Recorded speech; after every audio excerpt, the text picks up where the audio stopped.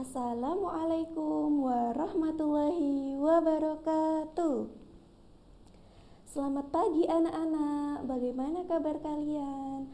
Semoga selalu dalam keadaan baik, sehat, dan selalu semangat ya. Nah, anak-anak, hari ini kita akan belajar apa ya? Ya, hari ini kita akan belajar tema lagi, yaitu subtema 4, pembelajaran 3 dan 4. Nah, kita akan belajar tentang apa ya? Nah, yang pertama, kita akan belajar bahasa Indonesia. Ciri-ciri kalimat penolakan dan kalimat penolakan yang sopan. Yang kedua, kita akan belajar matematika, yaitu cara menjumlahkan dan mengurangkan bilangan dalam satu soal. Nah, yang pertama kita akan belajar bahasa Indonesia, yaitu ciri-ciri kalimat penolakan. Nah, sebelumnya anak-anak sudah belajar ya apa itu kalimat penolakan? Hayo, ada yang masih ingat tidak? Kalimat penolakan itu apa? Iya, yaitu kalimat untuk menolak sesuatu.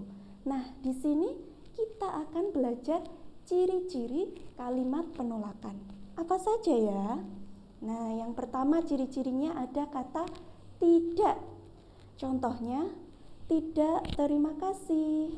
Yang kedua, ada kata maaf. Nah, contohnya, mohon maaf, saya tidak setuju. Dan yang ketiga, ada contoh terima kasih, yaitu terima kasih, saya tidak suka roti keju. Dan yang terakhir ada kata lain kali. Contohnya yaitu lain kali ya, sekarang saya tidak bisa ikut. Nah, itu tadi ciri-ciri kalimat penolakan. Nah, selanjutnya yaitu kalimat penolakan yang sopan. Bagaimana ya kalimat penolakan yang sopan itu? Dalam kehidupan sehari-hari, anak-anak pasti pernah menolak sesuatu. Nah, menolak itu harus dengan anak-anak ucapkan dengan kalimat yang sopan. Agar apa ya? Iya, agar menghindarkan perselisihan. Nah, di sini contoh-contoh kalimat penolakan yang sopan. Yang pertama, kata maaf. Nah, contohnya bagaimana ya kalimat penolakan yang sopan dari kata maaf? Nah, yang pertama, maaf, saya menolak ide untuk menaikkan iuran warga. Yang kedua, maaf, saya tidak bisa ikut kerja bakti karena sakit. Nah, selanjutnya yaitu kata mohon maaf. Yang pertama, mohon maaf, saya tidak mau diajukan sebagai salah satu calon ketua RT. Yang kedua, mohon maaf, saya datang terlambat. Nah, itu tadi. Selanjutnya yaitu kalimat penolakan yang sopan dari kata izin.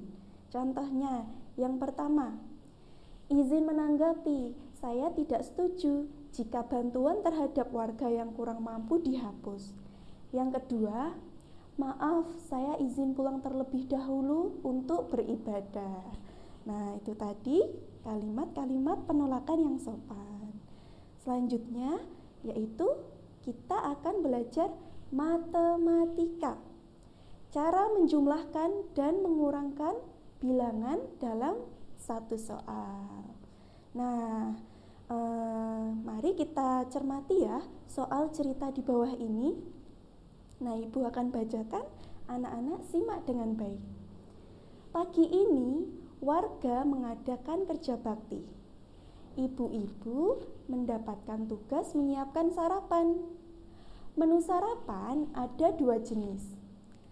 Ada nasi uduk sebanyak 310 porsi. Dan ada nasi kuning sebanyak 114 porsi.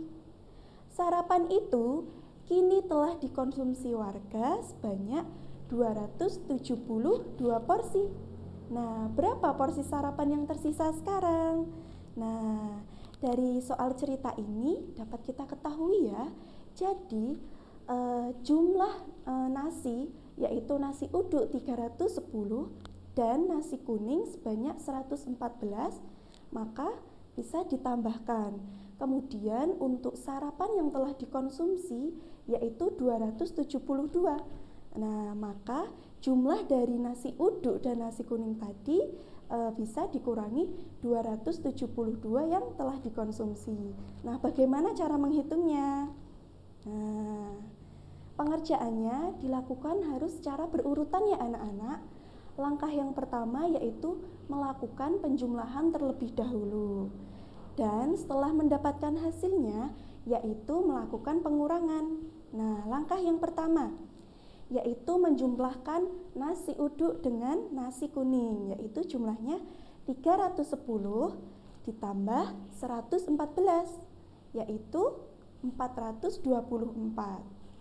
Dan langkah yang kedua yaitu 424 jumlah nasi tadi dikurangi 272, yaitu nasi yang telah digunakan untuk sarapan.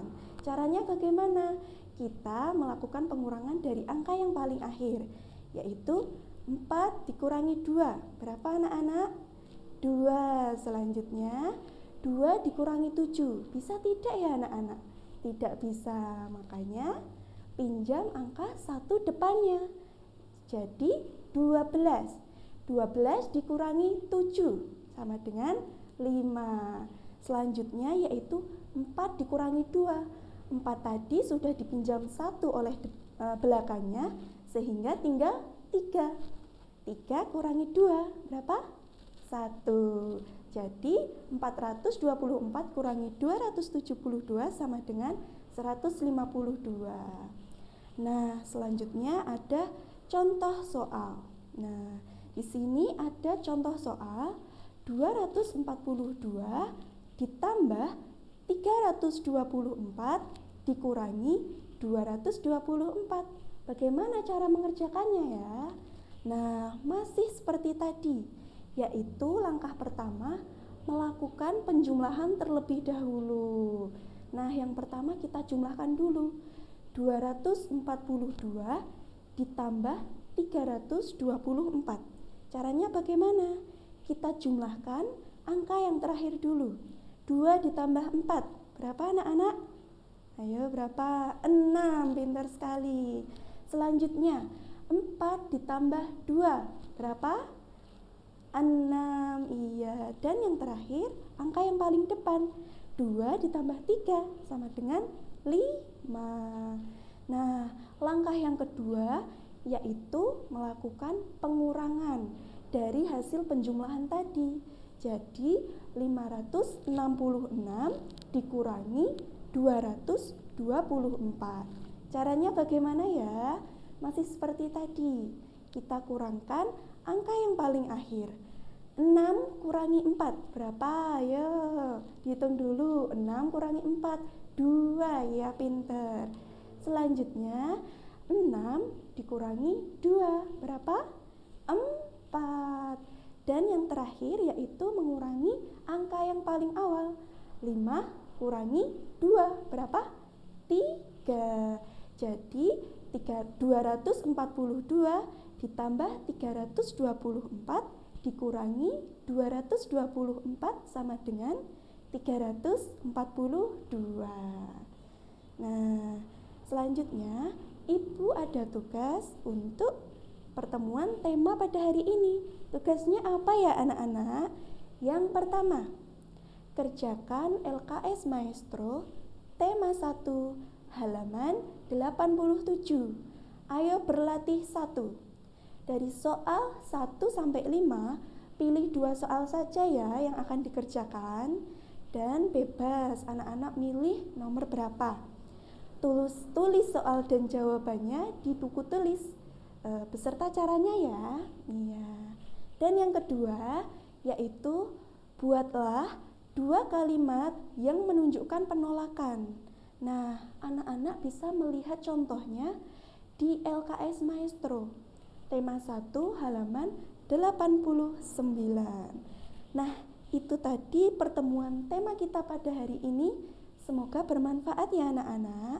Semangat belajar selalu dan selalu jaga kesehatan. Wassalamualaikum warahmatullahi wabarakatuh.